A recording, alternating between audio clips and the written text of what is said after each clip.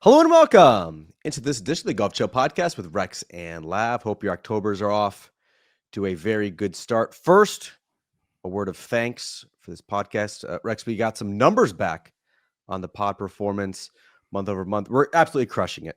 Double-digit gains year over year across the board. You guys are really responding to the product, especially here on YouTube. It is much appreciated. So keep tapping in, keep subscribing, keep commenting. Let's take this thing to the moon. How's it going today, Rex? Better than you. You are the vision of fall golf. You've let the beard come in a little bit thicker than what it normally is. You sound like you wore that victory on Monday night. Your beloved Jags beat the Kansas City Chiefs in what was an epic showdown. Your skyscraper fell down not once, but twice on his way to the end zone for the winning touchdown. I do want to touch on that, but your voice doesn't sound great, so I'm going to go ahead and carry this. And where did you want us to go with this? Because you asked me off the top, like, what were you thinking? Where did you think we were going to go with this? No, I need to stand up for myself. This has nothing to do with what happened on Monday night here in Jacksonville. I've been dealing with a cold for a couple of days now. My wife also under the weather. Just your run-of-the-mill cold. This is what happens when the weather finally dips below 90 degrees and when you have two kids in school.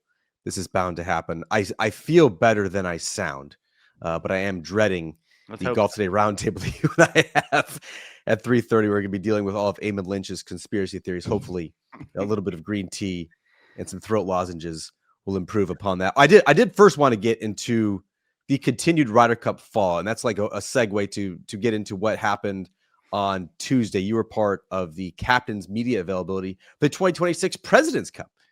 Thank you to the PGA Tour for sending out the B-Dratty stuff that arrived at our mailbox. It's very conveniently the Monday after the Ryder Cup. How much, I'm curious, Rex, in talking to Brandt Snedeker, who's the Team USA captain, and Jeff Ogilvy, who is the international team captain, how much was the recent Ryder Cup and what happened there a talking point for the discussion among the media?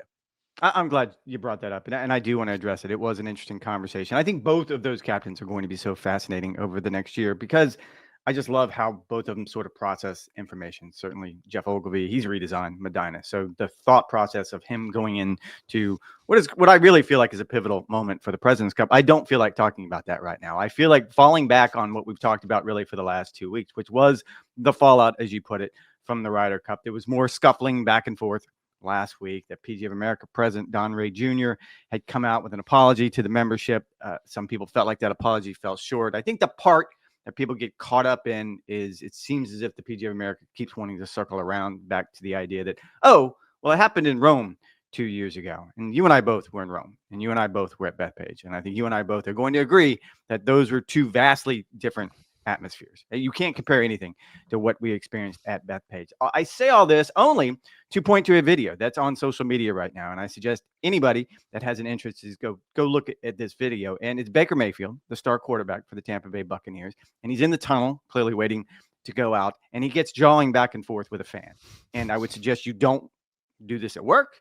You certainly don't have the sound up if you listen to it at work. I would need to do it on a work phone. Don't do it around small children because it's very much not G-rated. It is just a vile exchange between star quarterback and what I can only assume is a drunken fan. And I went back immediately to the idea that was awful. No one should be subjected to that. But Baker Mayfield understands, yeah, this is my lot in life. If I want to be an NFL quarterback, sometimes I got to hear this nasty nonsense, and sometimes I'm going to give it back. I don't want anybody to make excuses for what happened at Bethpage. It was disgusting. No one should have had to go through that.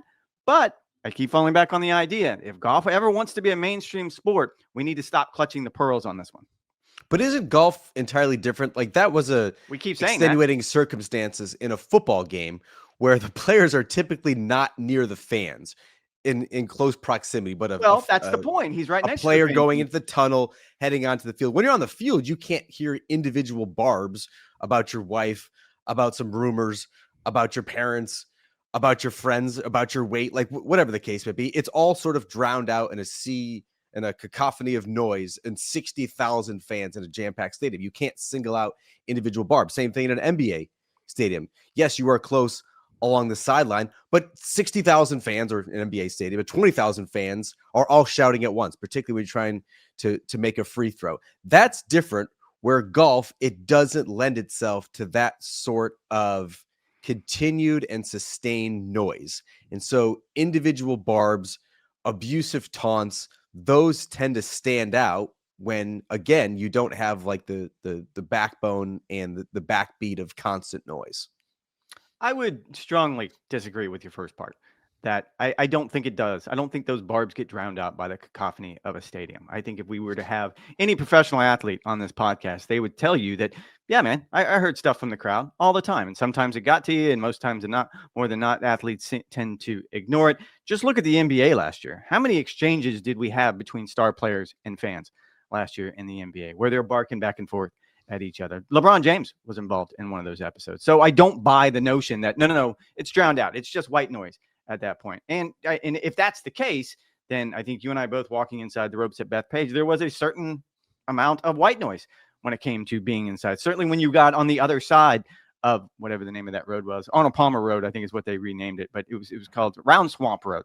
That's the name of the road. Once you got on the club side of Round Swamp Road, I think there was a cacophony of noise there. Again, I'm not saying this is the direction golf should go. I'm not saying that this is a good idea, because you're right. Golf should be different. Rory is right. Golf should be above this. But the private equity wants to move this to the next level, which I think is a safe assumption that what they want to do with their billions of dollars and then the investment in the PGA Tour and Live Golf, then one of those sort of unintended consequences is going to be what we ran into at Bethpage. Another difference, though, in an NBA stadium, if LeBron James is jawing with a fan, what happens with the NBA stadium security? They immediately go to that fan, not just remove him from the game, but very likely are going to kick them out for the remainder of the season if they're a season ticket holder. That happened at Bethpage. There was plenty of fans that got kicked out.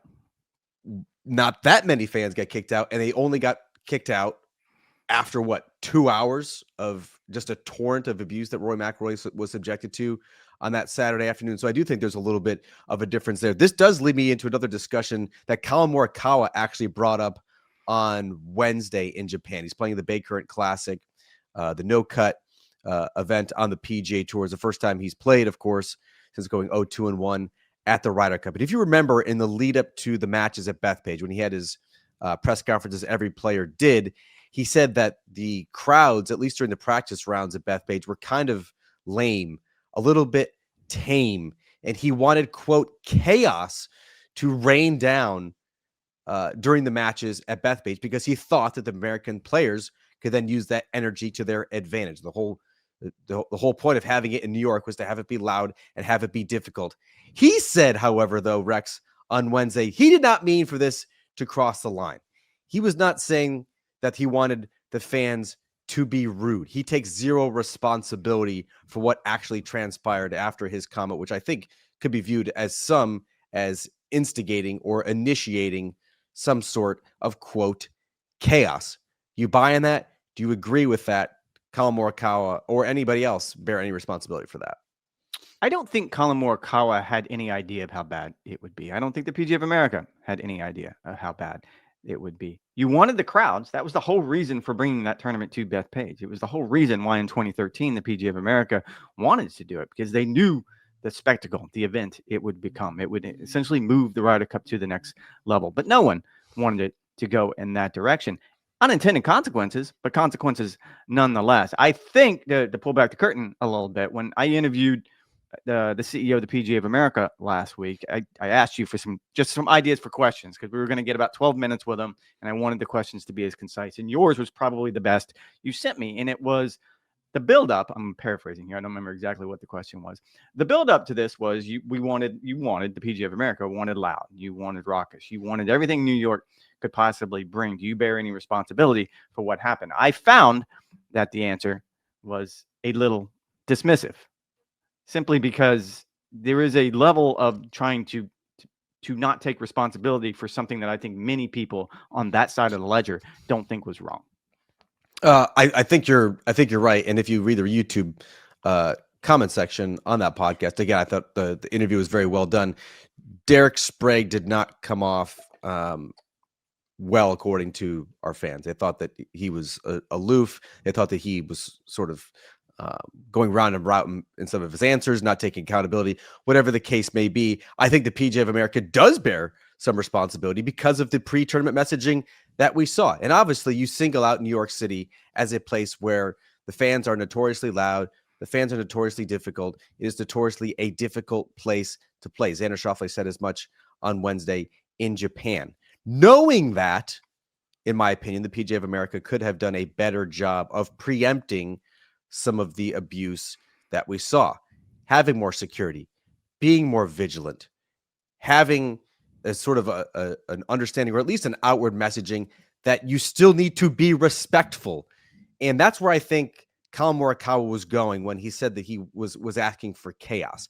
He wasn't saying chaos in terms of like Rory McIlroy enduring 3 days of abuse, and Erica McIlroy enduring 3 days of abuse, and Shane Lowry being criticized by everybody for his weight, or John Rahm with the Ozempic jokes. That was not what Collin Morikawa meant when he said that he wanted chaos. What he meant was that they wanted energy, that they wanted an atmosphere, that when they made birdies, they wanted the place to absolutely be unhinged in a positive way, in an energetic way, not to actually have this vitriolic response. I think his intention was good, and so I don't think Collin Morikawa bears any responsibility whatsoever, because that's how it should have been. Had the Americans played better, I really do think the place could have been absolutely electric. Instead, they didn't. They faltered. They played poorly. The fans who paid $750 were pissed, and they took it out, unfortunately, on their opponents. Yeah, I'm not really worried about what Collin Morikawa or the PGA of America wanted or what they thought they were going to get. This was almost inevitable. And you're right. The fact that the U.S. team played so poorly for the first 2 days, it was outclassed so much for the first 2 days, certainly didn't help that situation. But I don't know why you ever thought it was going to be something other than what it was. Even if it was going to be an American blowout, I would argue that the vitriol would have probably just been louder, because that's what New York fans do. The idea that you want something different than what the New York fan normally dishes out at an event, whether that's a Yankees baseball game or, God forbid, I don't know who goes to New York Jets games, but if they go to a New York Jets game, why you would want to do that, I would have no idea. That's not what they do. They don't sit in those stands and politely clap a good hit. That's not the way a New York fan is wired. And I'm not quite sure why everyone on that side of the ledger, again, thought it was going to be something other than what it was. You're absolutely right. I don't think Collin Morikawa or even the PGA of America had anything nefarious in mind when they went into this, thinking that, yes, what we want is poor Shane Lowry being teased about his weight. Absolutely not. But if you were being realistic, and I think a lot of people now have come around to the idea that, yeah, we probably should have expected this. Yeah, I think you're probably right about that. Just to circle back to something with the President's Cup, is Brandt Snedeker was a part of Keegan Bradley's backroom staff at Bethpage. Now he's going to be captaining his own squad. You look at the odds makers and who they're potentially positioning for a 2027 U.S. captaincy. Brandt Snedeker is actually among the favorites for that one too, thinking he could potentially get a 2-year term. Both teams have some continuity and get something going in that respect. I'm just curious, and I'm sure we're only a week and a half removed from the Ryder Cup, and he's still sorting through the wreckage. What did Brandt Snedeker not think about the fans necessarily, but about Team USA? What went right? What went wrong? What he could potentially learn from that? And I specifically asked Brandt, because the idea, that's the continuity that the U.S. side is trying to get. It's struggling to get. That's what the task force was supposed to create. And it's been kind of hit and miss sometimes. We've seen scenarios where this continuity between the President's Cup and the Ryder Cup is helpful. At one point, both captains were asked, could it be hurtful for the Americans because they have to play every year? I do think it was interesting that Jeff Ogilvy couldn't imagine how that was a scenario, because in his mind, I'd like to find some way to play an event in the off year just to get our team better prepared for when they go in to the President's Cup. But I asked Brandt specifically, was there anything looking ahead to next year that might have changed based on what happened at Bethpage? And he acknowledged that, yeah, there's always plenty of learning. You're always going to do the unpacking. There was plenty of unpacking to do when it came to how the golf course was set up. I think that's probably going to be the focus. Keegan Bradley was pretty open about the idea that they got that wrong. And I think this time around at Medina, I think the focus will be on more, what's the team you have? Like, don't even count, like, probably just take your top 8 players, because I think historically they produce about 75% of a winning team's points. So if you take your top 8, and what do they do best? I don't think Keegan Bradley and his stats team did a very good job of taking that in mind when they set up Bethpage. Keegan acknowledged as much. My guess is that was a big part of the conversation for Sned now and going forward, to make sure Medina is in the right shape for the team that he has. And I think there's something also to be said for the other side of the coin was Jeff Ogilvy. And I don't think any of us should have been surprised by this, but he was asked, have you reached out to Luke Donald about maybe trying to pick his brain? He said, I had reached out to Luke long before Bethpage. Like, he's been in his ear for a long time trying to figure out whatever the magic formula is that you've concocted, whatever your superpower is. He's trying to pick as much as he can from that. And I would anticipate Jeff being a really good captain. I thought the international side has had a lot of really good captains, yet they still can't get over the hump. But it was fascinating to me talking with both captains yesterday that it was Jeff who seemed to have a lot more interest in what happened at Bethpage than Sneds. And look, Luke Donald obviously had a lot of things working in his favor that Jeff Ogilvy does not. First of all, Rory McIlroy, Jon Rahm, Tommy Fleetwood, those players are not going to be coming through the door for Jeff Ogilvy. Secondly, the Europeans had history. Like, they've won away Ryder Cups before. And when you look at what the internationals are trying to do, they've won in the competition just once in 1998. They've tied just once in 2003. You look at the ones in the U.S., at least, they have all been blowouts. So again, they never won on American soil. And so trying to instill a sense of confidence, a sense of self-belief among his players for something they have not done before, I think is one of Jeff Ogilvy's chief challenges. I want to go back to something you said, because I don't quite understand how it could be viewed that the Americans playing in a cup competition every year could be detrimental. I'm not sure I quite understand that logic. Well, I think, and this got brought up on Sunday night at Bethpage. I don't remember who the reporter was that sort of asked Keegan and a couple of the Americans about the idea that, is it almost too much at this point? Every year, the Americans are expected to show up at these team events and expected to perform, and there's always this hyper focus on it. I didn't buy into that narrative because on the other side, Luke Donald would be the first one to tell you that no, part of Team Europe's success is they added that Seve Trophy, which is essentially a Ryder Cup style competition between GB and I in continental Europe, because specifically they wanted to get into a routine of this. I don't believe that narrative, but certainly it came up, and Brandt and Jeff were asked about it, and both of them sort of dismissed the idea. I don't think it's overload. I think probably you have certain players who get to this time of year and are tired and would love to have a week off. And then you and I see it all the time. They show up on Monday and they're wearing the uniforms and the chants come from the crowd, and suddenly you're energized and you're like, I never don't want to play in one of these things.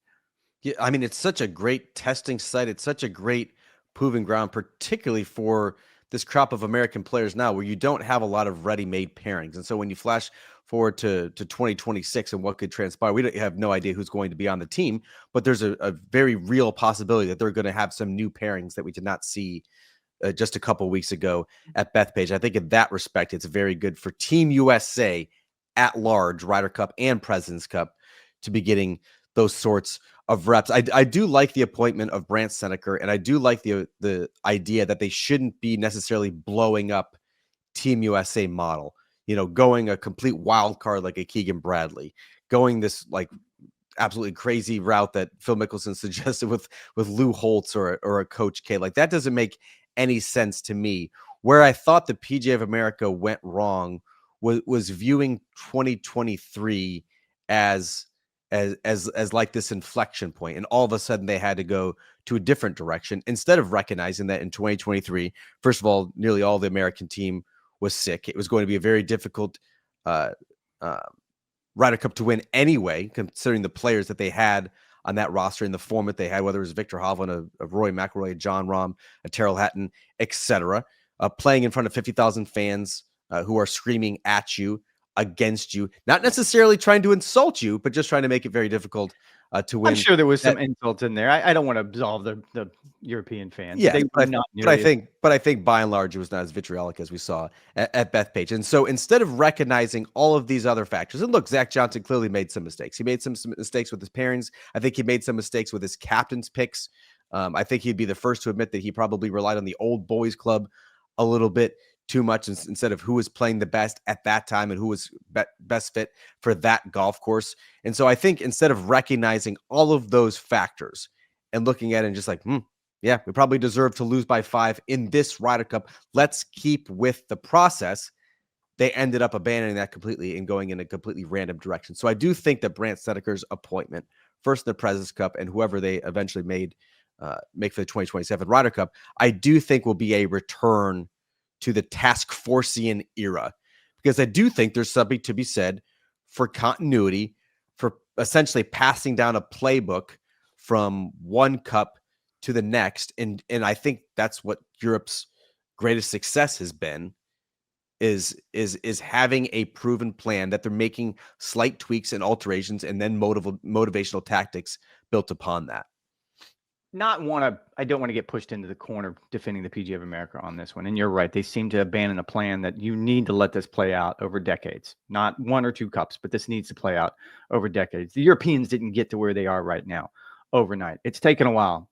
Our colleague Paul McGinley will sit and talk for hours about the idea that the playbook has evolved and grown for decades now in Europe. This isn't something that just came up over the last few years. Now, if you go back to when the decision was made, and you're right, it was a zig when everyone else thought the PGA of America was going to zag. But when they named Keegan Bradley, keep in mind it was very late in the process compared to previous captains being named. And the PGA of America had made it clear they were waiting around for Tiger Woods to make a decision. That was Tiger Woods' captaincy to take if he wanted it. He decided he didn't want to take it. There was other things in his life that was dominating his time, and he couldn't focus the way he needed to. And so the PGA of America was probably in a more difficult position than they are now. But they're kind of in a similar position, because now, again, they're going to sit and wait to see what Tiger Woods wants to do. Next time around seems obvious, seems clear that it should be Tiger's turn. It just depends on if he wants it.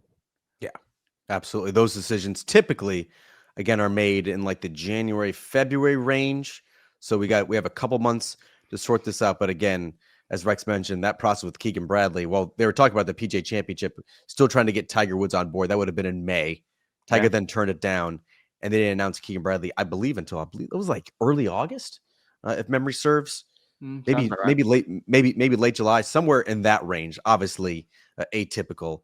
Obviously, did not work out. All right, we have plenty of golf stuff. Bay Current is in Japan. They're dealing with a typhoon. Burko has got to be absolutely on edge, waiting to see how that one plays out. We also have the season-ending Corn Ferry Tour Championship here at the other course at TPC Sawgrass. Rex, that one, the top 20 in the points standings, not top 25, will be getting PGA Tour cards for next season. So we'll obviously break that down on next week's recap show. But how about some of this silly season stuff that came out earlier this week, starting first with the skins game, a throwback to my youth. Keegan Bradley, the past Ryder Cup captain, Tommy Fleetwood, the Ryder Cup hero, Xander Schauffele, and Justin Thomas, who are part of Team USA as well, will team up in this made-for-TV event, 9 a.m. on Black Friday, streaming on Amazon Prime Video. You excited for this one? I'm excited just because if Amazon's interested in golf. I think that changes a lot of things, because so now all of a sudden you see it in other sports where Amazon has sort of put its flag in the ground when it comes to the NFL with the Thursday night game, and they've done a really impressive job at it. Now Apple is involved with sports. They have MLS, they have baseball games. I think what you're seeing is a step into the future. And I'm always fascinated by that. The idea that the way the fan now digests golf, the way they consume the content of golf, it's been that way since the beginning of time. It's on a TV, it's sitting in your living room. It's my father-in-law who struggles with the remote control sometimes. This is a step beyond that. And I think it's also proven, you pointed out the skins game, the TGL schedule also came out next year. And I think this goes into that conversation where TGL kind of tinkered with their format a little bit. They've got some primetime games now on Sunday nights instead of just Monday and Tuesday night. And that is less so than the prime sort of element of this. If prime really wants to get into the golf game, this could change really the way golf is consumed. In my mind, though, when you look at what TGL is able to do, they've been able to present this package essentially to their media partners, and the media partners have been able to massage it. I think that's an interesting move as well. Yeah, it certainly is. I think as it relates to Amazon, it's not just the skins game that they're going to be having on Black Friday, the day after Thanksgiving. Keep in mind, remember, they're also streaming those. Games? Yeah, they also have the 2 NFL games on Black Friday as well. So it's going to be a jam-packed day. Keep in mind, Amazon has also dabbled into the Masters coverage. That was new for 2026, 2 hours of streaming coverage each day leading into the Masters. So I think their intentions are pretty clear. I'm nostalgic about this. Like I remember watching it. I remember really enjoying it. It does feel like the landscape is on the verge, if it hasn't already, of being oversaturated. Like there's so much golf, and there's this narrative that you and I have talked about that there's probably too much PGA Tour golf. That if anything, if you want to make the PGA Tour product stronger, you need to be eliminating events, not adding events. And so the more that you get in the fall, when we're supposed to not be seeing these players, when we're supposed to be missing golf, when we're supposed to be missing these players, when we absolutely cannot wait for the calendar to turn so that the PGA Tour season can begin again, but all of a sudden they're popping up at various sort of one-off events throughout the fall, I think it does dilute it just a little bit more. That said, I'm willing to give this a chance. I'll definitely be watching just because it's something different. Again, it harkens back to my youth. I may hate it within the first 15 minutes and turn it off, but I'm at least going to give it a try. No, I'm kind of with you. It does seem we reach a point of oversaturation when it comes to this. However, I would counter the argument and say this feels more like a one-off, and we're starting to see these more in sort of that shoulder programming for the PGA Tour season. Well, I think what you're referring to has more to do with, let's just start with the fall events. Those seem to be the easiest ones. How much attention is really going to be paid during the fall to PGA Tour events? How much attention is really going to be paid even in the summertime to some PGA Tour events? If you listened to Brian Roloff, the new CEO of the PGA Tour, he's made it pretty clear. Scarcity. If he hasn't come out right and said it, less is going to be more going forward. And I think that has more to do with PGA Tour events more than sort of these prime time one-offs. Yeah, and that's why I do think the Golf Channel games that we've got that we're going to be paying attention to about the week before Christmas has potential because it's at least different, right? It's a skills competition type event as opposed to the skills game, or excuse me, the skins game, which is just based head to head, trying to win some more money. You mentioned TGL and the schedule release. I'm throwing it up on the screen now. If you're watching along on YouTube, what you notice, a bunch more ESPN, a bunch more late primetime, trying to essentially edge out, particularly when you get into late winter, edging out some college basketball games, which could also be in that 7 o'clock window. I'm sure we'll be talking more about the TGL season. Keep in mind, it does begin in late December, a couple of days after Christmas. What are your expectations? Are you as excited about it as you were for season one, or is it met with sort of a shrug at this point? No, I'm excited because they proved last season that TGL, even during that first season, I think you saw them evolved and added technology and things to just not their telecast, but to the competition. The way they altered the competition essentially mid-season to add an element to it that maybe they didn't foresee. And I would anticipate them doing the same thing going forward. I think from a technological point of view, and again, you and I have had Jeff Newbarth, the executive producer, that does that show, for lack of a better term. He does the broadcast. And if you look at what they're trying to do, it's fun from a TV perspective because it seems to me they're on the next page. Whereas, and I'm not even picking on us as Golf Channel or NBC or CBS or anyone else that does golf. TGL and ESPN are allowed to do things much differently. They're allowed to be much more creative. They're allowed to take some chances that you're probably not going to see at a PGA Tour event. And my guess is, and I think we're already starting to see it, a lot of things that we saw at TGL last year will be incorporated into regular PGA Tour events and regular PGA Tour event telecasts, simply because it is the cutting edge. It seems to me that's the lab that you want to turn to. There's a couple of matches. I mean, they're starting in December, which is a little weird to start your 2026 season in 2020. It's a rematch. It's a rematch of the SoFi Championship. And you're Atlanta Drive. I assume you're an Atlanta Drive fan. You went to Athens. You're a Georgia Bulldog. No? Are you not playing that? I'm a fan of the Jupiter Stinks logo. But Jupiter Lynx. Yes. Jupiter Lynx. You said it wrong. Jupiter stinks based on their 2024, 2025 performance. I did want to point to the Jupiter Stinks. I love where you went with that. Jupiter Stinks and the Boston Commons. And having Tiger and Rory play together in primetime is going to be just incredible. Those two teams were awful last year, so they're going to have to find a better way to be relevant. Yeah, I think that's exactly right. If you're not watching along on YouTube, that match, which TGL has already billed as a Tiger Rory match of 2026, will be on March 1st, 9 p.m.